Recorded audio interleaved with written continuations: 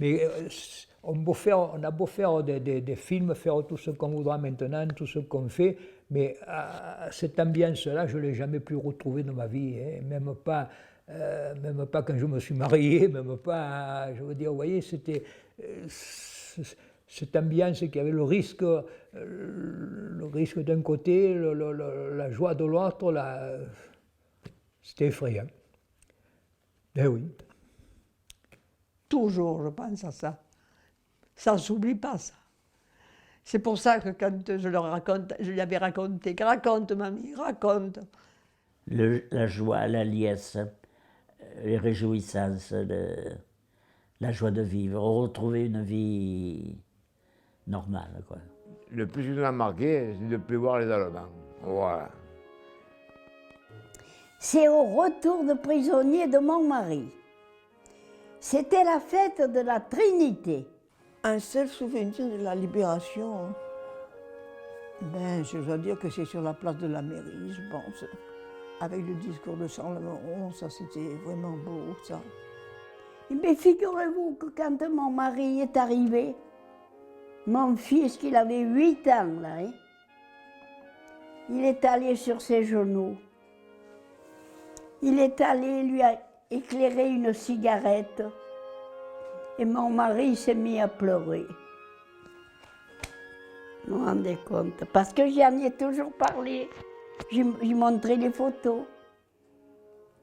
Et il n'a pas eu peur, lui. Il n'a pas eu peur, au contraire. Ah non, il y a des souvenirs incroyables.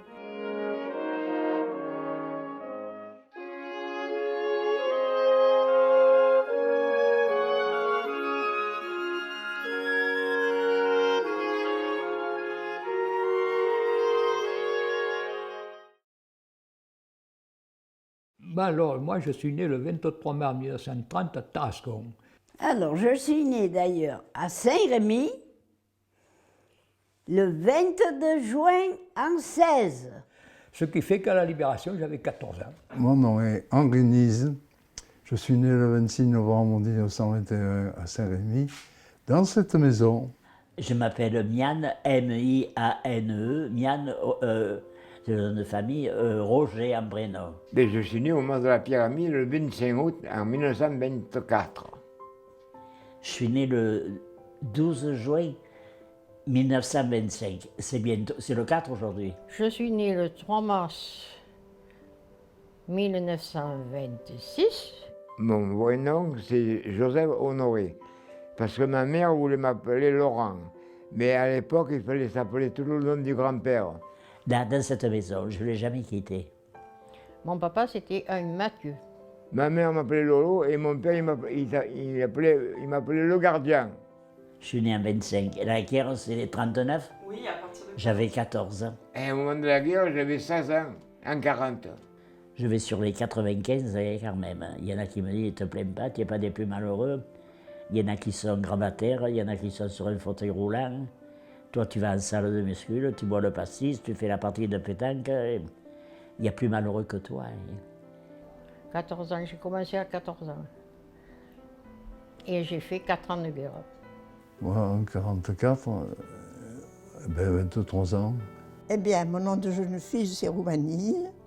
Je suis née ici, dans ce mas. On m'appelle Zézé Ricard, dans le pays et même dans la région, là, parce que j'étais connu, grâce à mon accordéon, j'étais connu assez bien, quoi. Alors, je m'appelle Diva, Judith, Philomène, Brogy.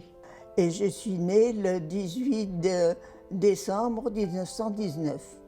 Voilà, je suis née en Camargue. J'ai 99 ans, je vous le dis déjà, ça fait un peu long. Hein. Mais enfin, je suis encore là pour prendre le reste. Ben, j'avais 20 ans au début de la guerre, quoi, presque 20 ans. On a été occupés, on était zone libre par rapport à l'occupation. On a été occupés en 1942, 1942. Il y en avait partout. Et principalement dans certains mas, comme le nôtre qui est sur la carte d'état-major. Il est marqué, le mas de Roumanie. Il y avait des Allemands qui étaient à l'école, Château des Antiques ici. Ils ont pris l'école. Ah, là, j'étais presque content. Et j'allais plus à l'école. Dans les masses. On est retourné à l'école après, à l'école de la Libération, l'école de filles. On y allait le matin et les filles l'après-midi. Ils ne venaient pas tous chez moi, mais j'ai coupé les cheveux à des Allemands occupants. Ils payaient. Qu'est-ce qu'il y a d'autre? Et dans les masses, ben, il y a eu un moment où on en avait pas mal aussi. Nous, dans la grange, il y en avait au moins une cinquantaine. Vous savez, on avait eu peur avec les Allemands, hein, parce qu'ils étaient couchés dans le grenier, là, dans la grange. Ils avaient sorti l'échelle, et comme ils avaient mangé, je vous l'ai dit, là, ici, et que nous avions tout barricadé, fermé, ils avaient amené l'échelle devant notre fenêtre, et on avait eu une drôle de peur. Nous nous couchions là au-dessus, dans une chambre comme ça, là, à l'ancienne. Nous sommes vite allés dans la chambre de nos parents, et mon père s'est mis à la fenêtre. Il leur a dit, mais alors, qu'est-ce que vous faites là? Enfin, il a crié très fort, et ils sont partis. Alors, vous savez, cette nuit-là, on n'a pas très bien dormi. Hein.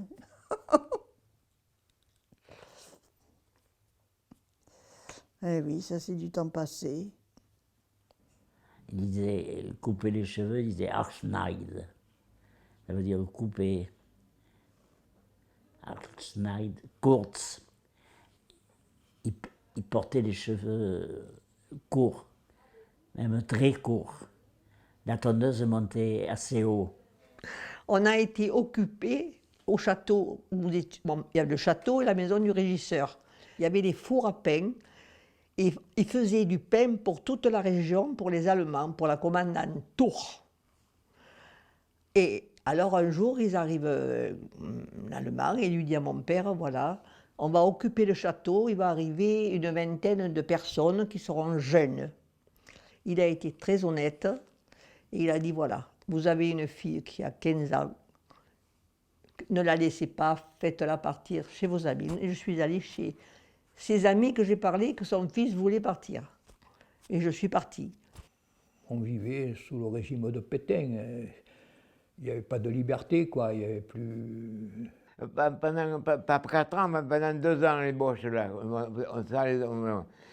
Tous les dimanches matin, pour nous narguer, ils faisaient un défilé devant le monument aux morts. Et ils jouaient des musiques devant le monument. Ça, c'était pour nous narguer.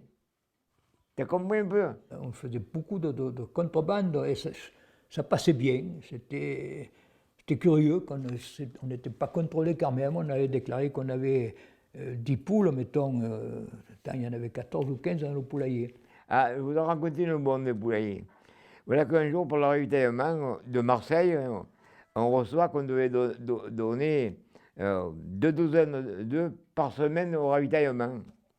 Alors mon père, il me dit, Carmen, je me rappelle toujours, mais il me dit, les abrutis, je ne crois pas que j'ai donné mes œufs. Alors, parce que mon père, il prend les rien, et je me rappelle, il fait, monsieur le directeur, il fait, habitant au pied des Alpilles, j'ai la triste agonie que le renard m'a mangé toutes mes poules. Et on n'a jamais plus rien reçu. Je n'ai pas donné un œuf au ravitaillement. Voilà. Je passais tous les jours devant Vallée, je voyais la sentinelle avec sa grenade à manche sur le ventre, là. Bon, ça ne dérangeait pas, et les gens vivaient méfiants entre eux. Mais on vivait, on riait. Mais le problème, c'était le ravitaillement.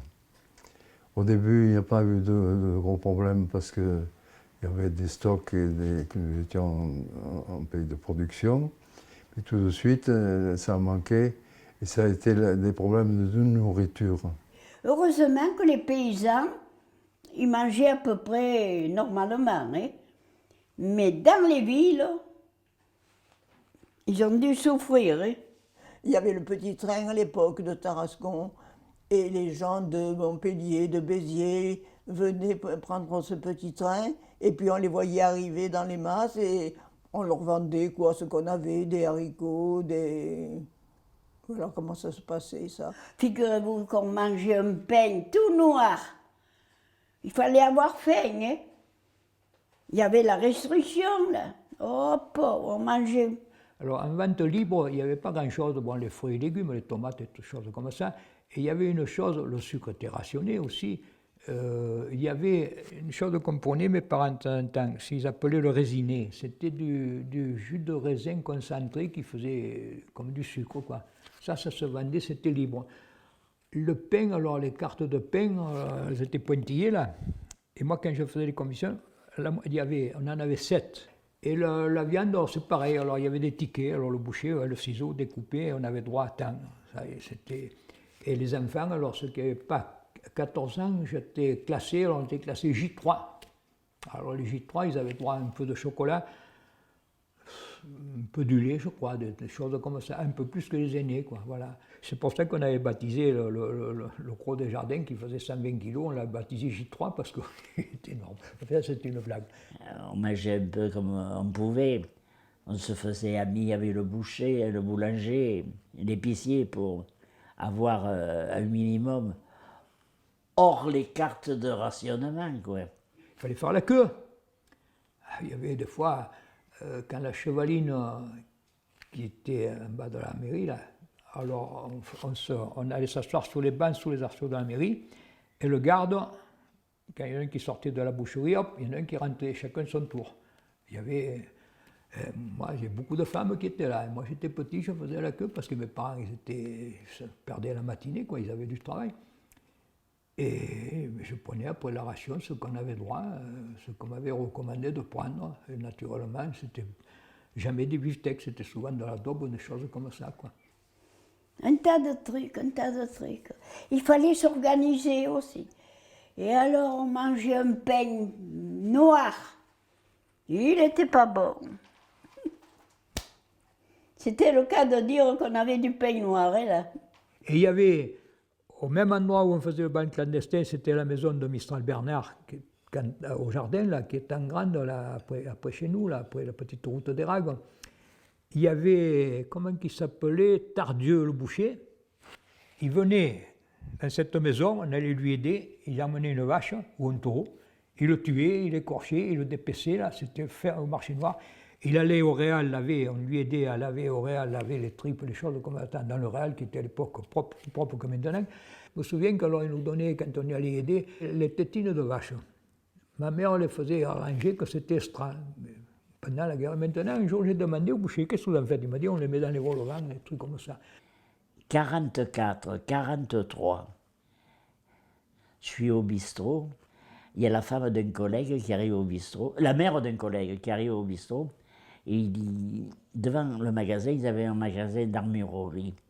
Il s'est arrêté un car, il va y avoir une rafle de la Gestapo.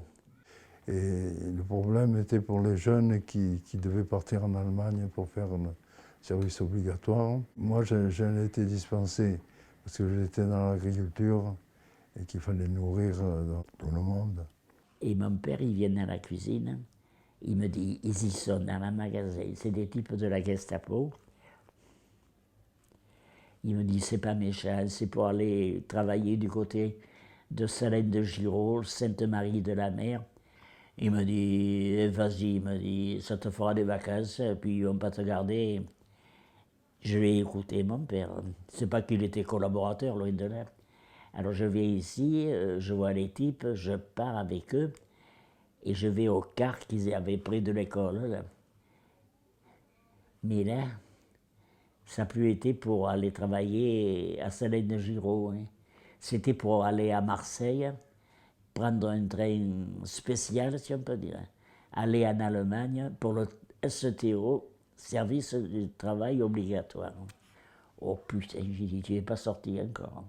Et oui, parce que ce qu'il faisait, c'est quand il ne trouvait plus de jeunes volontaires, de faire des rafles.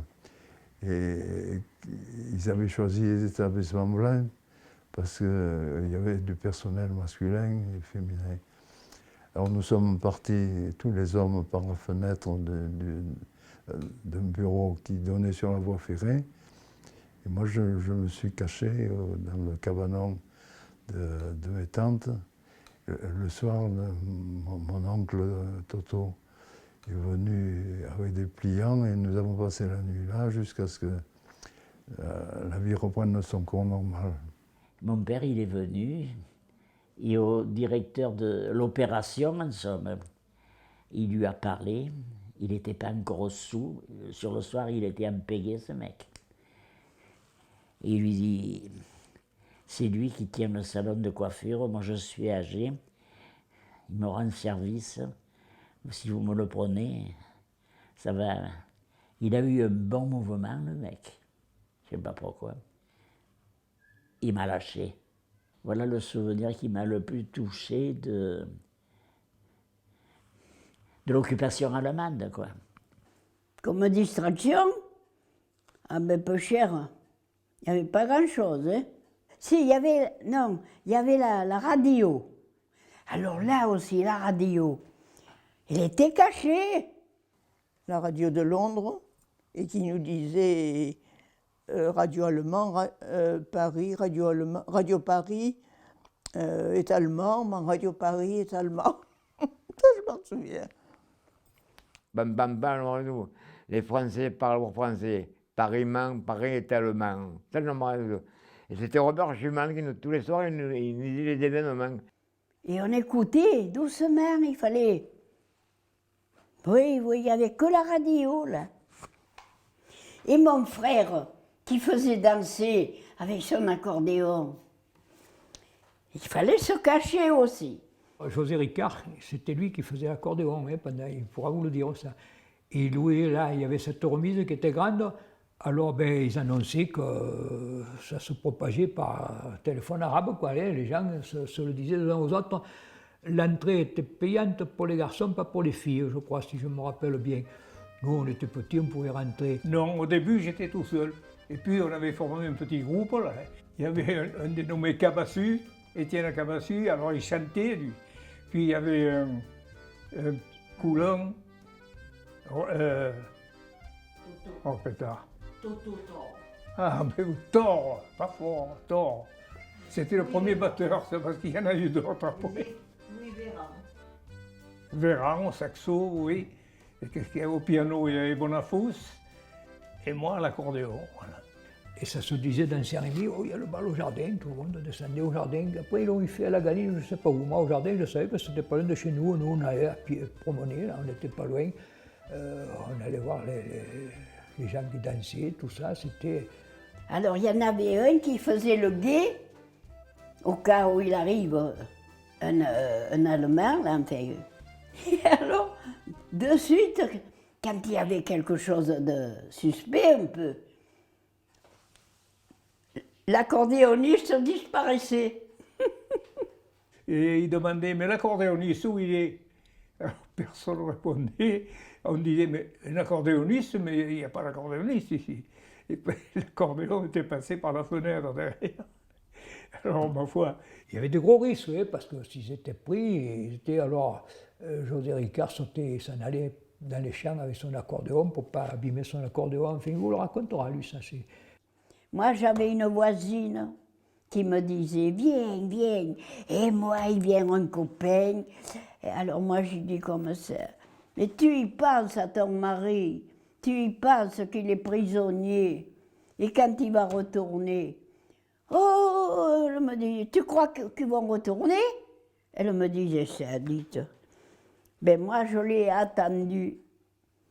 Je l'ai attendu. Et un soir, que je faisais le courrier, que j'y répondais, à la radio, j'entendais qu'on disait « J'attendrai le jour et la nuit, j'attendrai toujours ton retour. » Et sur la lettre, je l'ai mis. J'ai mis que j'attendais la chanson et que c'était vrai que je l'attendrais. Et je l'ai attendu. Mais je vous garantis qu'il y en a beaucoup qui n'ont pas attendu. Hein.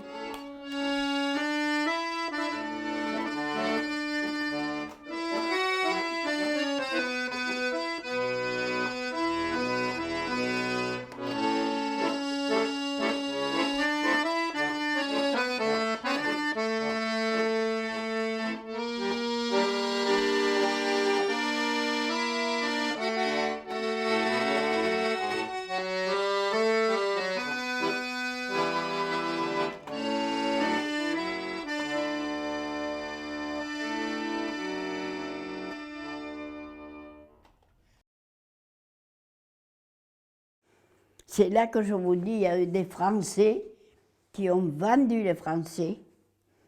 Ça a été une catastrophe. Catastrophe. Alors, un bon matin, on se lève, ma mère se lève, on se lève tous, on prend notre petit déjeuner et on voit arriver un monsieur avec une valise. Ce monsieur, c'était le frère à maman qui avait 26 ans. C'était Delphes Novi et qui savait sauter du train à Tarascon pour ne pas aller en Allemagne travailler à Hambourg. Un beau jour, au bout de quelques mois, j'étais toute seule à la cuisine et papa et maman étaient allés chercher du pain quelque part chez les voisins. Moi, j'étais toute seule. Je vois arriver 4 messieurs. Un monsieur qui était grand, alors il me dit, il parle français, mais il me dit, je suis anglais. Je viens de... Cette nuit, nous avons débarqué. Ah, c'est difficile. Nous avons débarqué, voilà, ce sont mes copains et nous sommes partis des résistants. Alors mes parents arrivent. Ils me disent, mais qu'est-ce que tu fais là-bas? Mais je dis, tu vois maman, il y a des résistants qui sont là, il y a un Anglais, ils cherchent quelqu'un. Alors, ils ont mangé, comme il faut, des pois chiches, ma mère avait fait, puis ça, puis les servait, tout ça. Quand ils ont eu fini de manger, vers 3 heures de l'après-midi, on voit arriver un camion d'Allemands en faisant semblant de venir chercher ces messieurs. Ils nous ont dit, mettez-vous en ligne. Alors, mon père et ma mère, avec ma sœur sur les bras, sont partis en courant. Mais moi, j'ai dit, moi, je reste là. Alors, il me dit, et alors? Mais j'ai dit, alors? Je suis allée vers lui et j'ai baissé la mitraillette. J'ai dit, moi, mais pas mes parents. Et il m'a dit non. Il m'a dit, ça va. Et puis, ils sont partis avec mon oncle, un de chaque côté, et ils sont partis. Après, alors, on a dit, mais où ils sont? Alors, mon père est allé à la commandanture. À la commandanture, on lui dit, mais ils sont à Avignon, en prison. Alors, mon père, chaque jour, il portait à manger à la prison d'Avignon pour mon oncle et ceux qui avaient emporté. Et il arrive un Allemand qui parlait français. Et c'était un Allemand, ils n'étaient pas tous quand même, hein, tous méchants, la preuve. Il a dit à ce monsieur, ils ne les ont pas amenés à Avignon, ils les ont menés à La Manon. Ils sont morts. Le boulanger de la Galine, Thio, ils étaient 6, et elle peu chère, enceinte. Figurez-vous que là, les gens ramassaient tout ça, et ils ont été massacrés à La Manon, ça s'appelle. Massacrés. Et sur le canal, il y a un canal à La Manon, il y a une stèle qui a les noms et à l'endroit où il les a tués. Mais avant de les emmener, ils ont pris le boulanger de la Galine et ils l'ont tué sur la route, là, il n'y a pas loin d'ici, parce qu'ils voulaient sauter du camion, certainement. Ils l'ont tué là. Mais les autres, ils les ont emmenés à La Manon, ils les ont fusillés. Mais avant de les fusiller, mon père est allé le reconnaître. Il n'a rien reconnu parce qu'il y avait déjà 10 jours qu'ils étaient dans le canal. Seulement à l'époque, il y avait des pantoufles en corde. Il est resté que ces pantoufles en corde. Alors quand on a sorti les corps, mon père a reconnu la pantoufle. À la suite de ça, maman a perdu la tête. Elle n'a pas pu le supporter. Quand je pense à ça, incroyable. Et par des Français. Des Français qui ont vendu des Français. Ma mère ne faisait que pleurer, que pleurer, que pleurer. Alors il y a un Allemand qui s'appelait Schmidt, je m'en rappelle toute ma vie. Il venait voir ma mère, il lui disait, si on avait été là, ça ne se serait pas passé ce qui s'est passé. Parce qu'il ne serait pas pu s'aventurer. Alors ne pleurez plus. On va vous apporter du pain et des croissants et du beurre. Alors vous voyez, ils n'étaient pas tous méchants, il ne faut pas dire. C'est la vérité ce que je vous dis, hein, parce que maman peut cher. Ah, je ne peux pas le pardonner, moi, ça, vous voyez. L'ennemi, bon, ben c'est l'ennemi. Mais quand même, c'est incroyable, incroyable. Mais moi, j'ai perpétué et j'ai raconté à mes petits-enfants. Mamie raconte, mamie raconte. Et j'ai raconté. Voilà, j'ai une petite fille qui le sait, j'ai ma fille, bien entendu, qui sait tout. Ah non, oh non, on ne s'oubliera jamais. C'est ancré, ça, oui.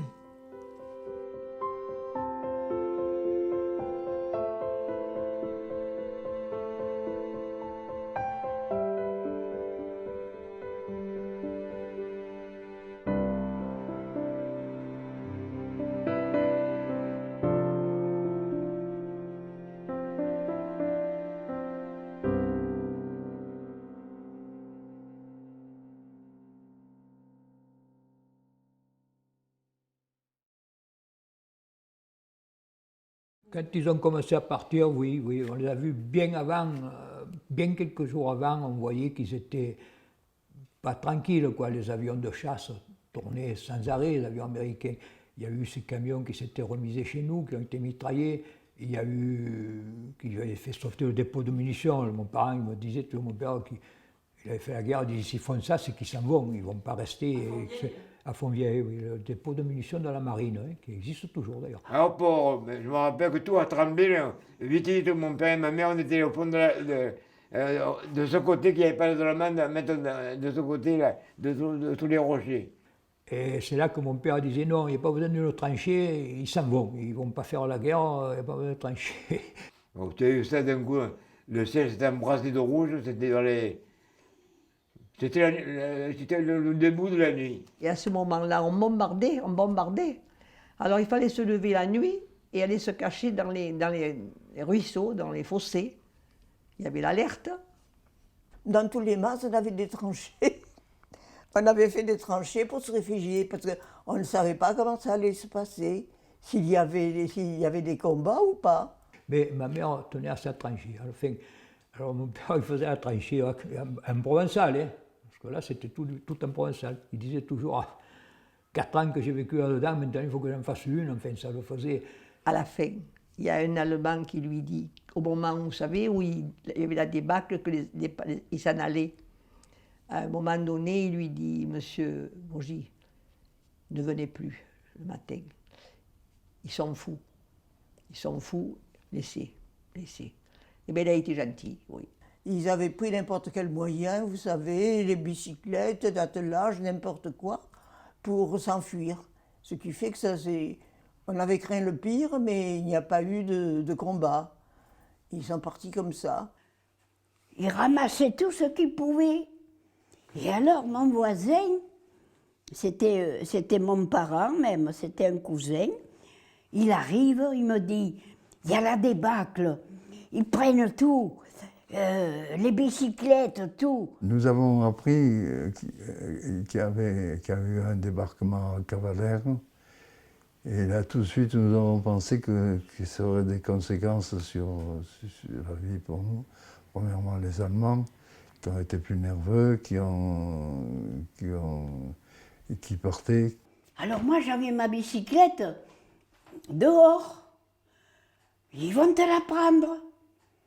Alors moi, qu'est-ce que j'ai fait? J'ai eu une idée.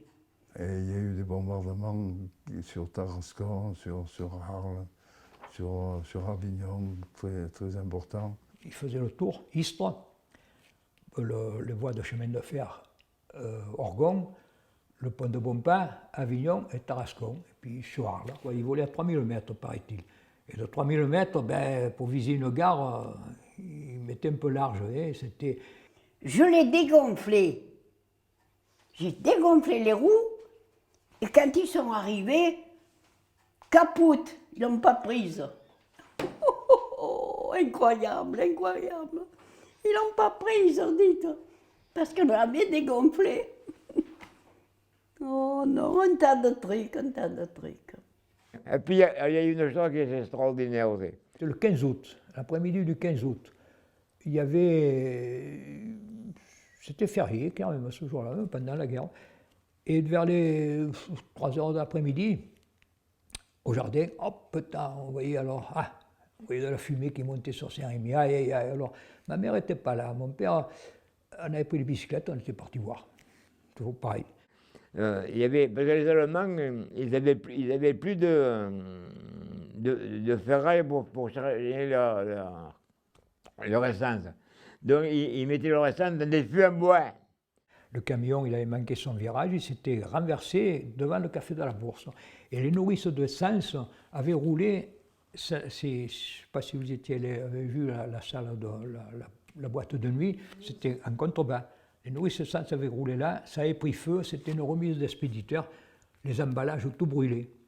Et voilà qu'il y a un camion qui avait été mitraillé dans la cour, là. Quand il est arrivé à Saint-Rémy, quand il a tourné là, il y a un fût qui est parti, et heureusement qu'il n'y avait personne, il a éclaté devant la bourse, d'un coup la bourse, tout a été un feu. Alors, quand on est arrivé, nous, oh là là, les gens, le commerce, tout, ce paquet de maisons, tout le monde croyait que le paquet de maisons allait brûler. Il n'y avait pas les pompiers comme maintenant. Puis non, ils avaient réussi à restreindre, le café de la Bourse avait été abîmé, mais enfin pas de plus, quoi. Et on a entendu un bruit, moi je suis allé voir, tout brûlé là. Là, et ça, c'est peut-être vers le 16 ou 17 avant. Là, et l'Allemand, il avait tellement peur qu'il ne s'est même pas arrêté. Ils avaient peur de ces avions, alors ils se languissaient de prendre la route au Tarascon où ils étaient camouflés, là, et ils avaient tourné un peu fort, ils avaient renversé le camion, quoi. C'était voilà, un accident. Nous étions à la Villa Louise, et on entendait les bombardements, mais ma grand-mère avait peur parce qu'elle avait pas assisté, mais ses enfants à la Première Guerre mondiale. Alors j'avais fait une tranchée que j'avais recouvert avec du bois, des planches, et lorsqu'il y avait des alertes, elle descendait se mettre à l'abri. C'était des enveloppes, ça, pas cachetées. Il y avait pour la réponse.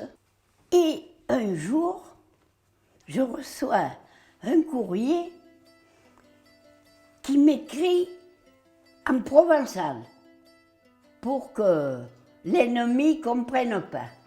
Alors il me met « Science va, vaillement péril », ce qui voulait dire qu'on était sauvés, que ça allait mal pour l'ennemi.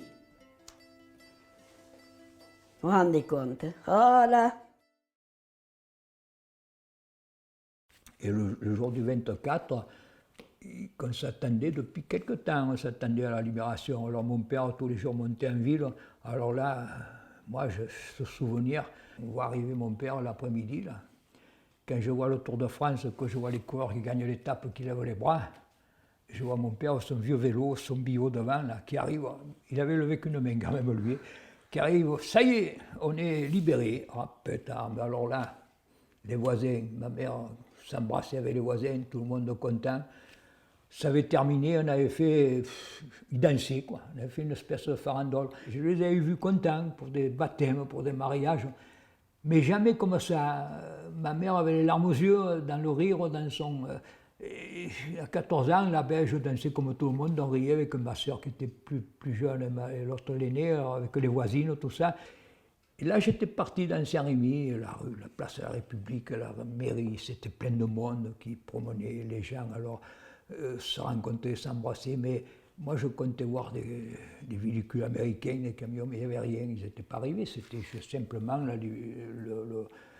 les résistants de Saint-Rémy qui avaient pris la mairie, qui avaient changé les drapeaux, changé tout, qui avaient pris la mairie, qui étaient là, mais il n'y avait pas de camion, il n'y avait rien. Sur la place de la mairie, on s'était réunis tous, Et c'est là que M. Charles Moron a pris la parole. Et il a commencé, je l'ai écrit là dans ce petit mot, je crois que ce sont des vers de Victor Hugo. Ceux qui sont morts pour la patrie ont droit qu'à leur tombeau, la foule vienne et prie. Enfin, c'était très émotionnant et on était à la fois heureux et émus. Oui, mais Charles Moron, il était aveugle. Donc il fallait, s'il était là-haut, c'est qu'il y avait mon père avec.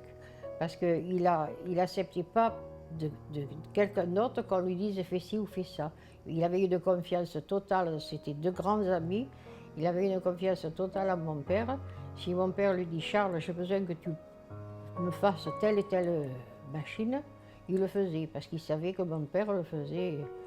Mais là, alors, les gens avaient déterré leurs fusils, beaucoup, ils arrivaient en ville avec le fusil, ma foi. Moi, je voyais ces gens qui promenaient avec des fusils, avec les brassards des résistants, avec des mitraillettes, avec des armes.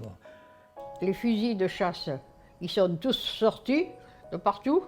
De partout, tous ceux qui avaient des fusils de chasse, ils prenaient ce qu'ils mettaient d'habitude et ils sortaient avec ça. Nous, on a fait 7 prisonniers le Mans. On n'en a pas tué un. Au contraire, on est un qui s'appelait. Ça m'en reviendra. Guillaume, il a eu des vaches, on a cherché une vache, on a tué une vache pour les faire manger. Donc nous, on n'est pas des assassins. On aurait pu les tuer, mais pourquoi faire? On ne voulait pas les tuer.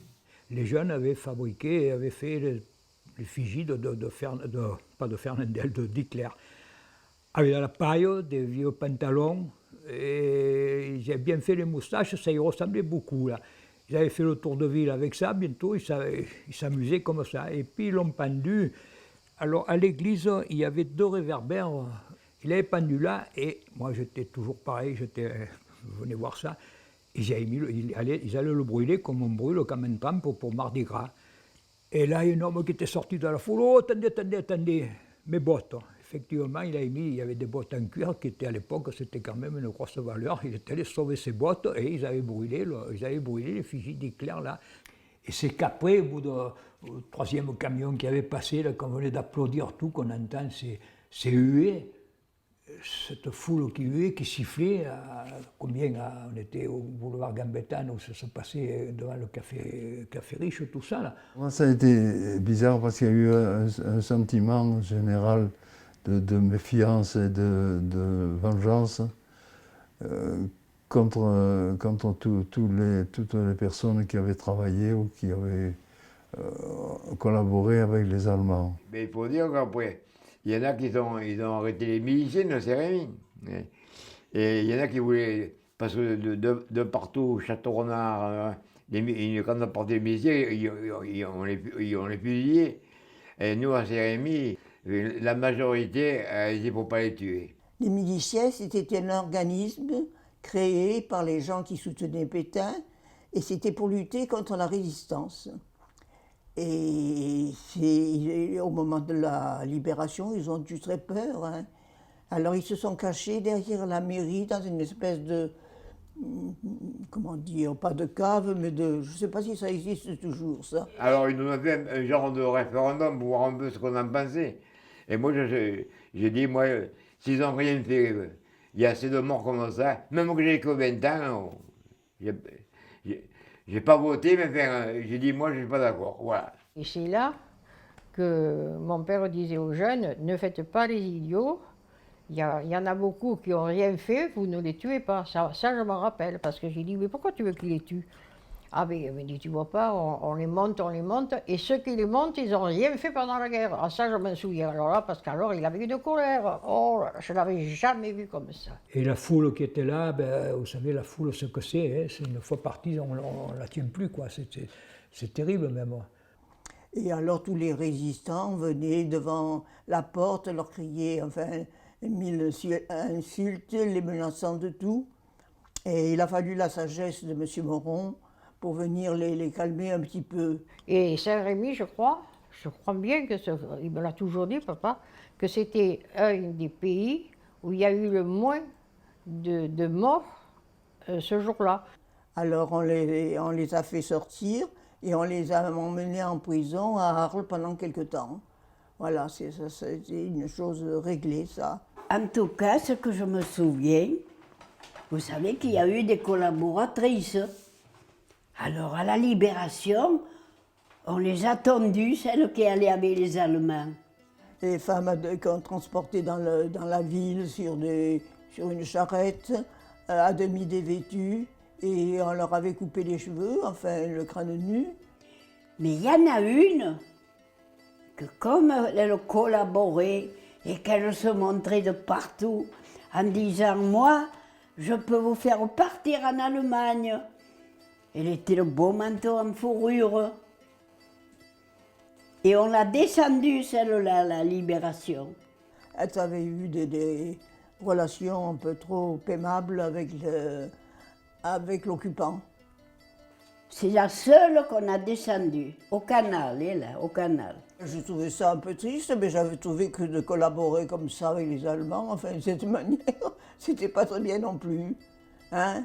Je crois que dans les guerres, pas vrai, dans les guerres, on voit rien de beau. Finalement, on voit rien de beau. Eh oui. C'est arrivé que le lendemain. Alors le lendemain, la première véhicule que j'ai vu arriver, c'était une Jeep. C'est les Américains qui nous ont sauvés. Oui, oui. Ah, les Charliers, ils sont arrivés 3 jours après. Ah, c'est pas pareil, là. Alors là, ça a été encore pire. Mais ils sont arrivés 3 ou 4 jours après. Oui, ils passaient sur la route de Mayenne. Ils ont traversé Saint-Rémy et ils ont pris la route de Mayenne et traversé le quartier des Jardins. Ils étaient nombreux. Alors, figurez-vous que c'était toute une armée, là. La foule était là, ils applaudissaient. Ça, j'étais au boulevard Gambetta, moi, là. Et on voyait tourner ces camions. Et ils avaient jeté, j'avais réussi à attraper un chewing-gum. Que je ne savais pas ce que c'était qu'un chewing-gum. J'étais arrivé chez mes parents avec... il y avait un petit paquet, il y en avait 2 ou 3, je crois. Ah, ma mère me dit, oui, c'est les Américains, tu sais, ils me font ça pour se laver les dents, enfin... Enfin, du café, des sachets de café. Et ils étaient très généreux, quoi. C'était les Américains qui donnaient tout ça. Et tout le monde, enfin tout le monde, tous les paysans qui avaient des fleurs, ils y envoyaient les fleurs. Je le revois, ça, là, je le revois. Mon Dieu. Là, c'était vraiment la folie, là, c'était vraiment la vraie libération. Ils leur donnaient du vin, on leur donnait ce qu'on pouvait à toute l'armée qui passait, là. Ils nous ont donné, je me souviens, un pain de savon grand comme ça, des saucisses de Strasbourg que je ne connaissais pas, moi, parce que mon père connaissait qui avait fait la guerre. Et puis quoi encore? Les gens me regardaient, ah, tu as la chance, tu as pris des chewing-gums, tu as vu, tu vois, eh ben oui. Mais moi, j'ai vu un morceau de chocolat, l'autre, j'ai vu 3 cigarettes, vous savez. Mais il y en avait quelques-uns qui disaient « On vous libère !» ils criaient. Ah, c'était beau à voir, hein. Là, pour moi, c'était vraiment la libération. Quand les tanks sont arrivés, là, on était libérés. Les autres, là, jusque-là, on n'était pas libérés en plein. Tant que je n'ai pas vu les soldats, on n'était pas libérés. C'était des Américains.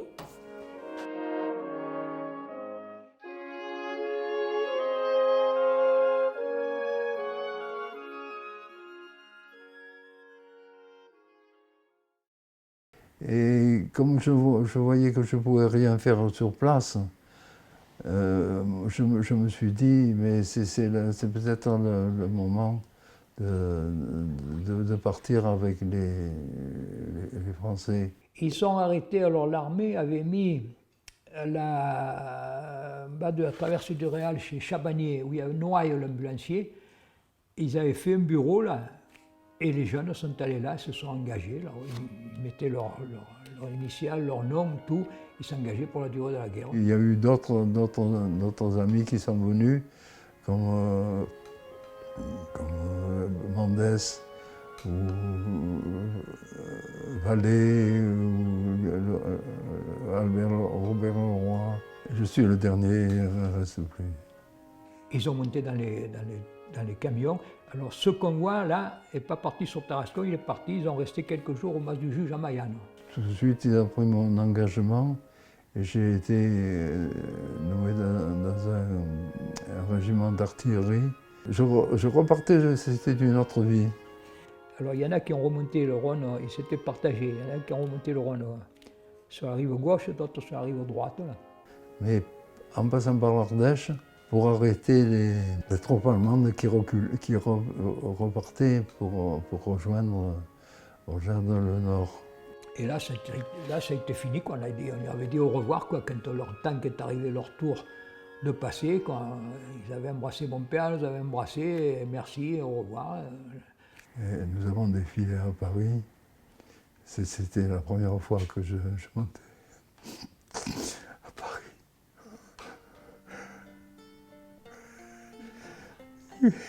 Et quand je suis passé devant l'Arc de Triomphe, je pensais que j'avais réalisé mon rêve.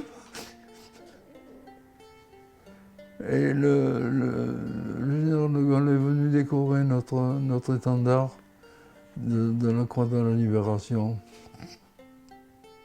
Mais enfin, tout ça, c'était une époque, c'était la libération.